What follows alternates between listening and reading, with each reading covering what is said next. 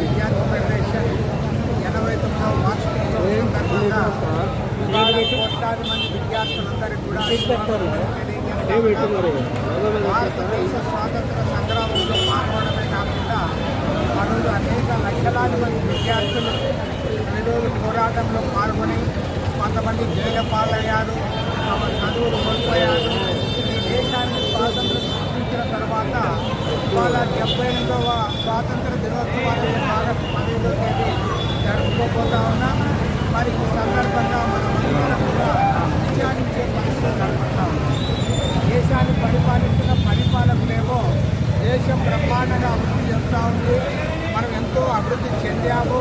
ఇవాళ నరేంద్ర మోడీ ప్రధానమంత్రి అయిన తర్వాత ప్రపంచంలోనే ముందుకు దూసుకుపోతూ ఉన్నాము, 3వ ఆర్థిక వ్యవస్థగా ఎదుగుతూ ఉంది, అంత బ్రహ్మాండంగా ముందుకు పోతా ఉన్నామని అవాస్తవాలు ప్రచారం చేస్తాము.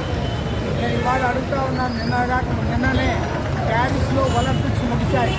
ప్యారిస్ ఒలింపిక్స్లో భారతదేశం 71వ స్థానంలో ఉంది. ఇవాళ అమెరికా 40 స్వర్ణ పథకాలు, చైనా 40 స్వర్ణ పథకాలతో వాళ్ళ అగ్రభాగాన ఉంటే ఇవాళ ప్రపంచంలోనే అత్యధిక జనాభా కలిగిన భారతదేశం 71వ స్థానంలో ఉందంటే ఈ దేశాన్ని పరిపాలించిన పరిపాలకులందరూ కూడా సిగ్గుతో తలదించుకోవాలని కోరుతాం. ఎందుకంటే మన దేశం దేంట్లో ఉంది? జనాభాలో నంబర్ 1 ఉన్నాము, పేదరికంలో నంబర్ 1 ఉన్నాము, నిరుద్యోగంలో నంబర్ 1 ఉన్నాము, ప్రపంచంలో రైతుల ఆత్మహత్యల్లో కూడా భారతదేశం నంబర్ 1గా ఉంది తప్ప ఏ ఒక్క రంగంలో కూడా దేశం అభివృద్ధి పథాన ముందుకు సాగడం లేదు.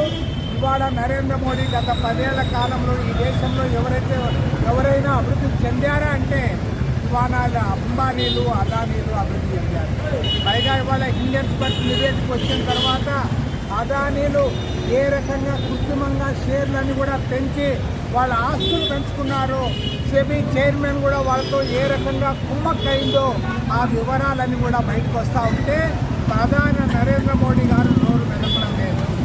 జాయింట్ పార్లమెంటరీ కమిషన్ ఏర్పాటు చేసి దర్యాప్తు చేయడానికి కూడా ఆయన ముందుకు రావడం లేదు.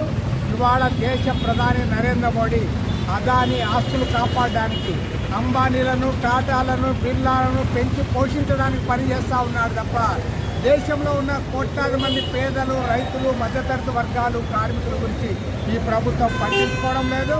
అందుకోసం ఇవాళ గతంలో ఎట్లయితే స్వాతంత్ర పోరాటంలో విద్యార్థులు పాల్గొన్నారో మరోమారి ఈ దేశాన్ని రక్షించుకోవడానికి విద్యార్థులందరూ కూడా నడుం బిగించాలి, పోరాటంలో ముందుకు రకాలి. ఆ రకంగా వారంతా ముందుకు రావాలని చెప్పి ఈ సందర్భంగా వారికి విజ్ఞప్తి చేస్తాం.